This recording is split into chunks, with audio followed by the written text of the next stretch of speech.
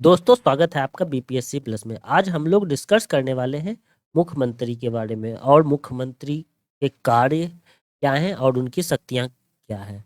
ये जो वीडियो है ये कोई भी वनडे एग्जाम हो, चाहे वो बीपीएससी का प्री हो, मेंस से भी इससे मेंस में भी इससे आपको कुछ लाभ हो जाएंगे। और यूपी पीसीएस हो, एसएससी हो, बैंक हो, रेलवे हो, इन सभी एग्जामों में जो क्वेश्चन आते हैं तो आप वीडियो देखेंगे तो वो आसानी से सॉल्व हो जाएंगे। तो पहला जो है मुख्यमंत्री से रिलेटेड, मुख्यमंत्री का जो कार्य और शक्तियां हैं वो प्रधानमंत्री के कार्य और शक्तियां से काफ़ी मैच खाती है, लगभग 80-85% मैच खाती है। और कुछ ऐसी शक्तियां हैं जो आपका मैच नहीं खाता है, तो उसे हम लोग आगे देखेंगे। लेकिन पहले जो है, यदि हम लोग कुछ एग्जामिनेशन पॉइंट ऑफ व्यू से आर्टिकल वगैरह इसके देखें तो वो आपका इम्पोर्टेंट हो जाएगा, क्योंकि जो वनडे एग्जाम होते हैं उसमें आर्टिकल से क्वेश्चन आ जाते हैं। तो ये आपका पीएम है, ये सीएम है। यदि पीएम को देखें, प्रधानमंत्री जो है ये आपके भाग 5 में है, और जो मुख्यमंत्री है सीएम ये भाग 6 के अंतर्गत आते हैं। ठीक है।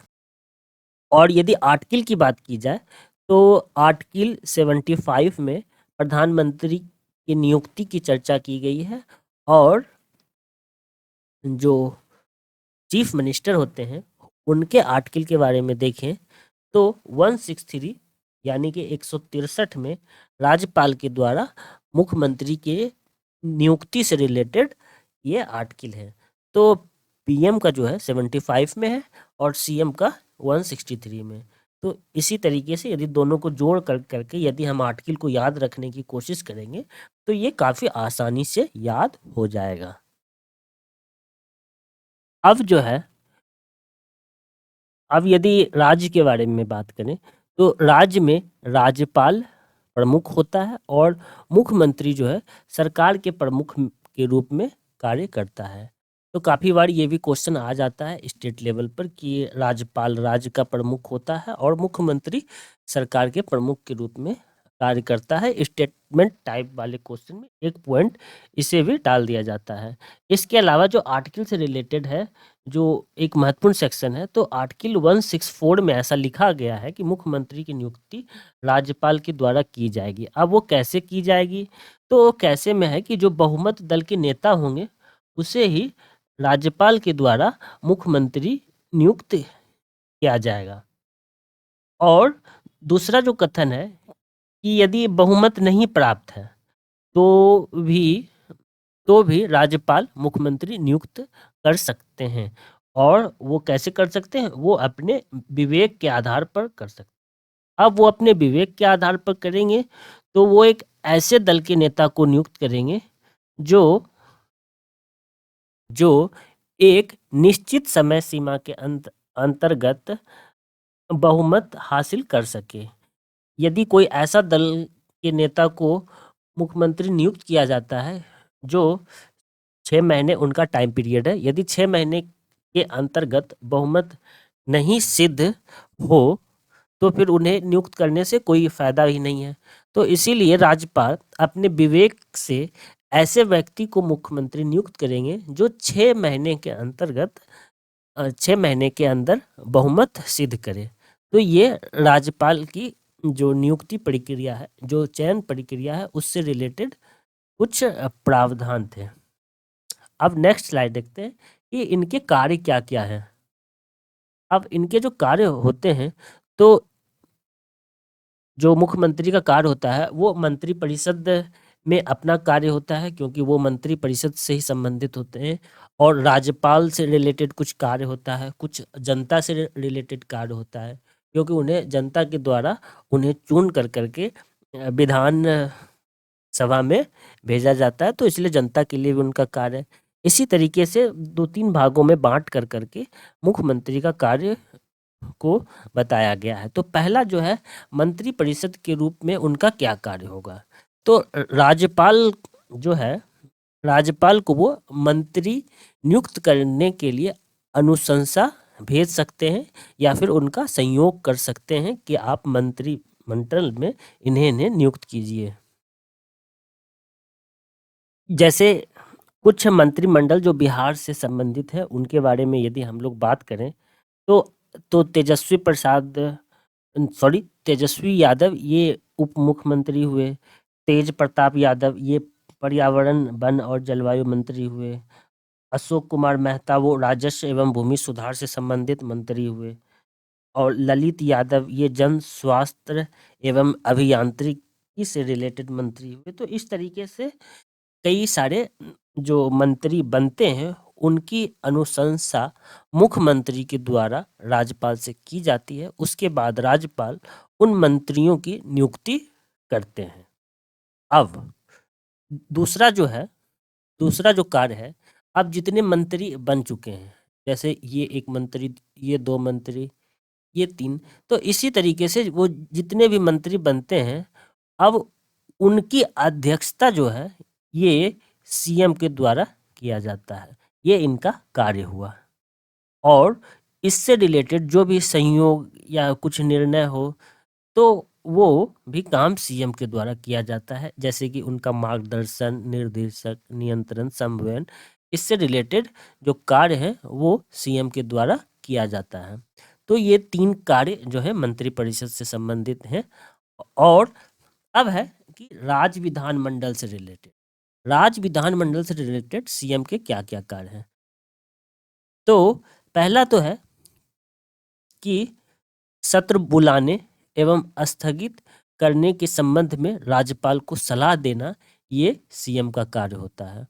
और यदि विधानसभा भंग करना है तो वह राज्यपाल से सिफारिश या उन्हें सलाह दें कि विधानसभा भंग हो, तो इस कथन के बारे में भी सीएम का यह कार्य होता है कि वह राज्यपाल को कहे या सलाह दे कि विधानसभा भंग करना है, तो राज्यपाल अपने कार्य के अकॉर्डिंग जो उनका कार्य है वो विधानसभा को भंग कर सकते हैं। और सीएम का यह कार्य होता है कि वह अपनी नीतियों की घोषणा सदन के पटल पर करें। तो इस तरीके से राज्य विधानमंडल के संबंध में उनके सीएम के कुछ कार्य हैं।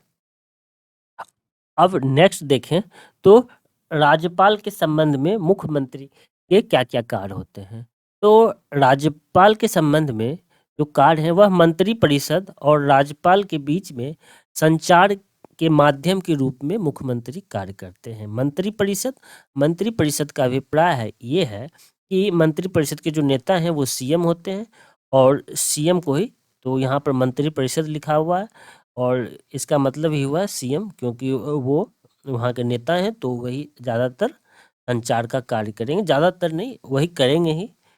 और मुख्यमंत्री के और कुछ अपने कर्तव्य हैं जो राज्यपाल से संबंधित हैं, जैसे कि यदि किसी प्रकार का मंत्रिपरिषद से संबंधित कोई निर्णय है, कानून है, प्रशासन से संबंधित कोई प्रस्ताव है, तो उसकी सूचना वो राज्यपाल को समय समय पर देते रहेंगे।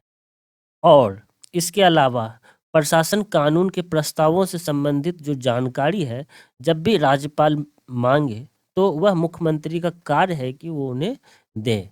इसके अलावा महाधिवक्ता हो, राज्य लोक सेवा आयोग के अध्यक्ष एवं सदस्य, राज्य चुनाव आयोग के अध्यक्ष एवं सदस्य की नियुक्ति वह मुख्यमंत्री के सलाह पर ही राज्यपाल करेंगे। तो ये राज्यपाल से संबंधित दो तीन कार्य थे जो कि मुख्यमंत्री का कार्य है। पहला आपका संचार से रिलेटेड है कि राज्यपाल और मुख्यमंत्री दोनों के बीच में संचार के माध्यम के रूप में कार्य करेंगे। यदि दूसरा, यदि राज्यपाल को वो सूचित करेंगे प्रशासन, कानून एवं मंत्री परिषद से सभी निर्णयों को जो भी स्टेट के अकॉर्डिंग होगा। और तीसरा जो है, यदि राज्यपाल प्रशासन या कानून से संबंधित कोई जानकारी मांगे तो उसे भी मुख्यमंत्री को राज्यपाल के हाथों सौंपना होगा या फिर उन्हें जानकारी देनी होगी।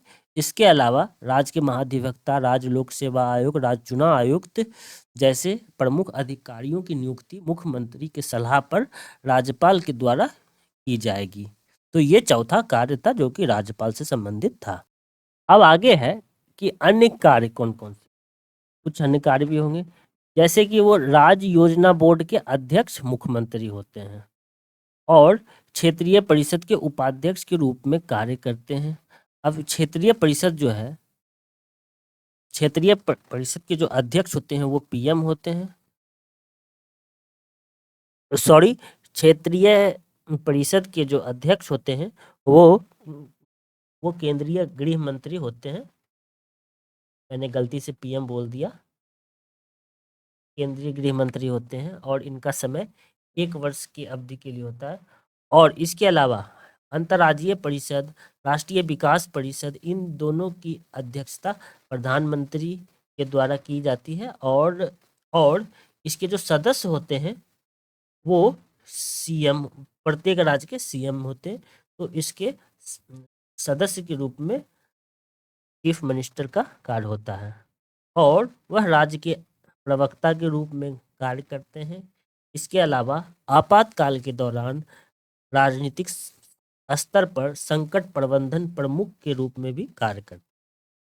और आगे है कि राज्य के नेता के रूप में वह लोगों के विभिन्न वर्गों से मिलते हैं और उनकी समस्याओं के संबंध में उनका ज्ञापन प्राप्त करते हैं। और इसके अलावा वह सेवाओं के राजनीतिक प्रमुख भी होते हैं।